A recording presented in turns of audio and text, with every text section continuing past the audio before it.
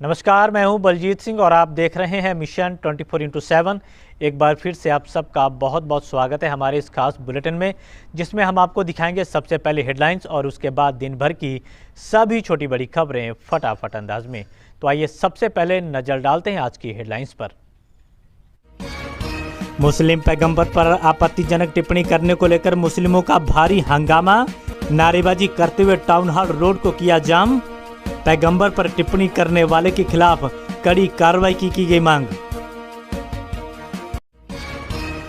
जिलाधिकारी धर्मेंद्र प्रताप सिंह ने दरांती लेकर अपने हाथों से खुद काटी धान की फसल कटाई का जायजा लेने पहुंचे थे जिलाधिकारी धर्मेंद्र प्रताप सिंह।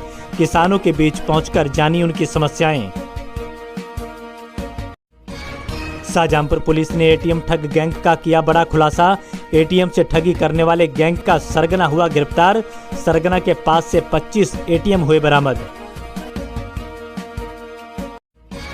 और जिलाधिकारी धर्मेंद्र प्रताप सिंह ने विकासखंड भावलखेड़ा के दौलतपुर गांव में सरकारी सस्ते गल्ले की दुकान, प्राथमिक व पूर्व माध्यमिक विद्यालय का किया औचक निरीक्षण। शौचालय में विभिन्न कमियां मिलने पर खंड शिक्षा अधिकारी का जवाब तलब करने के दिए निर्देश। तो ये तो थी आज की हेडलाइंस और अब आपको दिखाएंगे दिन भर की सभी छोटी बड़ी खबरें फटाफट अंदाज में। शाहजहांपुर पुलिस ने एटीएम से ठगी करने वाले एक ऐसे गैंग का खुलासा किया है जो अपने महंगे शौक पूरे करने के लिए लोगों के एटीएम बदलकर उन्हें ठगी का शिकार बनाता था। एटीएम ठग बैंक का सरगना एमएससी क्वालिफाइड है, जिसके पास से अलग अलग बैंकों के 25 एटीएम बरामद हुए हैं। पूछताछ के बाद पता चला है कि गिरफ्तार किया गया ठग कौशल नारायण और उसके दो साथी अपने महंगे शौक पूरे करने के लिए एटीएम में जाकर ग्राहकों का पिन कोड जान लेते थे और एटीएम बदलकर उनके खाते से पैसा निकाल लेते थे। पूछताछ में यह भी बात सामने आई है कि इन लोगों ने ठगी का ये तरीका यूट्यूब के जरिए सीखा था। ठगों के इस गैंग के 2 अन्य साथी अभी भी फरार हैं, जिनकी पुलिस जल्द गिरफ्तारी की बात कर रही है। शाहजहांपुर में फसल कटाई का जायजा लेने पहुंचे जिलाधिकारी धर्मेंद्र प्रताप सिंह किसानों के बीच खेतों में पहुंच गए। यहां पहुंचकर उन्होंने अपने हाथों से दराती लेकर खुद भी धान की कटाई की और किसानों से उनकी समस्याओं को लेकर बातचीत की। इस दौरान जिलाधिकारी का धान काटना चर्चा का विषय बना रहा। जिलाधिकारी धर्मेंद्र प्रताप सिंह भावलखेड़ा ब्लॉक के दौलतपुर गांव पहुंचे। यहां सबसे पहले उन्होंने खेतों में किसानों के बीच जाकर उनसे बातचीत की। इस दौरान वह किसान जहीर के खेत में पहुंचे, जहां जिलाधिकारी धर्मेंद्र प्रताप सिंह ने दराती लेकर अपने हाथों से धान की फसल की कटाई की। उन्होंने किसानों से बातचीत करते हुए उनकी समस्याओं के बारे में जानकारी हासिल की। जिलाधिकारी ने किसानों से फसल बीमा आवश्यक रूप से करने की अपील की।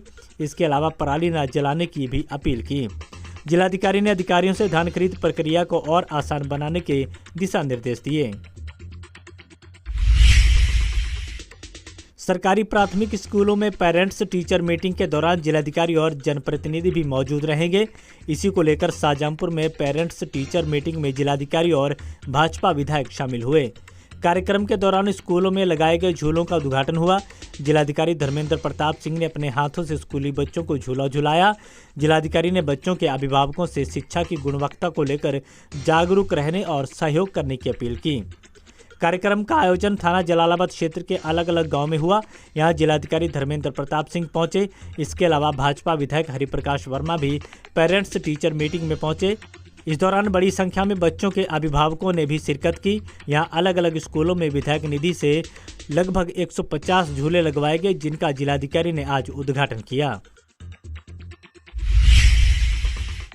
जिलाधिकारी धर्मेंद्र प्रताप सिंह ने आज विकासखंड भावलखेड़ा के दौलतपुर गांव में ग्रामीणों की समस्याओं को सुना और मौके पर पहुंचकर उनका सत्यापन भी कराया।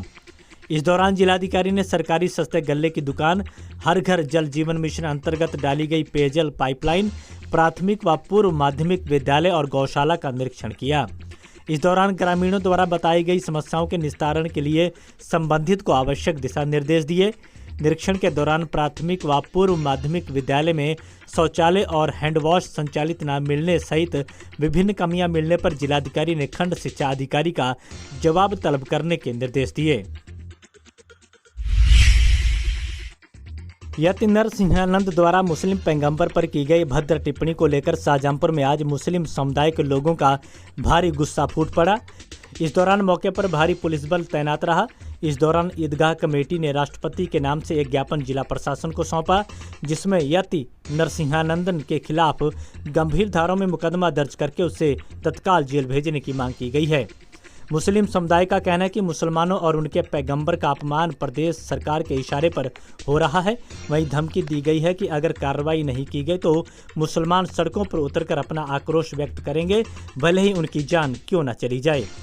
मुस्लिम समुदाय के लोग थाना सदर बाजार क्षेत्र के टाउन हॉल स्थित मस्जिद के बाहर इकट्ठा हुए। इसके बाद यहां मुस्लिम समुदाय के लोगों ने उनके पैगंबर के बारे में आपत्तिजनक टिप्पणी करने वाले डासना मंदिर के पुजारी यति नरसिंहानंदन के खिलाफ नारेबाजी की और टाउन हॉल रोड को जाम कर दिया।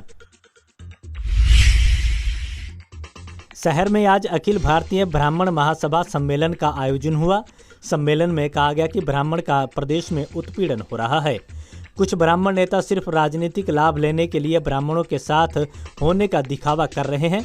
सम्मेलन के जरिए ब्राह्मणों से एकजुट रहने को कहा गया है। अखिल भारतीय ब्राह्मण महासभा के प्रदेश अध्यक्ष पीताम्बर शर्मा ने कहा कि प्रदेश में कहीं भी ब्राह्मण का उत्पीड़न हुआ तो ब्राह्मण महासभा मिलकर उसका सामना करेगी। कार्यक्रम का आयोजन अंशु पांडे ने किया। अंशु पांडे ने कहा कि अपने निजी लाभ के लिए कुछ संगठन ब्राह्मणों के साथ धोखा कर रहे हैं। पुआया से भाजपा विधायक चेतराम को उत्तर प्रदेश विधानसभा की सार्वजनिक उपक्रम एवं निगम संयुक्त समिति और सामान्य प्रशासन स्थायी समिति के साथ साथ विद्युत स्थायी समिति का सदस्य बनाया गया है। विधायक चेतराम को ये जिम्मेदारी मुख्यमंत्री योगी आदित्यनाथ और विधानसभा अध्यक्ष सतीश महाना के अनुमोदन पर मिली है। विधायक चेतराम को जिम्मेदारी मिलने पर उनके समर्थकों में खुशी की लहर है। साथ ही उन्हें शुभकामनाएं देने वालों का तांता लगा हुआ है। कोतवाली पुलिस ने नाजायज तमंचे के साथ एक अभियुक्त को गिरफ्तार किया। पुलिस ने मोहल्ला हयातपुरा तराई के रहने वाले आरिफ जोगी को गिरफ्तार किया, जिसके पास से 315 बोर का एक नाजायज तमंचा और कारतूस बरामद हुए हैं। पुलिस ने अभियुक्त को डैम रोड वाले नए पुल के पास से गिरफ्तार किया, जिसे अब जेल भेज दिया गया है।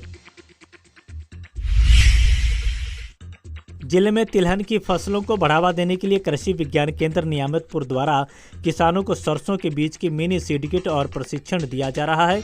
कृषि विज्ञान केंद्र नियामतपुर में किसानों को निःशुल्क प्रशिक्षण भी दिया गया। आपको बताते हैं कि जिले में 200 एकड़ सरसों की फसल उगाने का लक्ष्य निर्धारित किया गया है, जिसके तहत किसानों को 1-1 एकड़ के लिए मिनी सीड किट उपलब्ध कराई जा रही है। वहीं आज कृषि विज्ञान केंद्र नियामतपुर के प्रभारी doctor NC Tripathi, farm manager और कृषि एक्सपर्ट डॉक्टर विमल कुमार, कृषि एक्सपर्ट डॉक्टर NP गुप्ता ने किसानों को प्रशिक्षण देते हुए सरसों की फसल की बुआई, कीट प्रबंधन और बेहतर उपज लेने के बारे में प्रशिक्षित किया।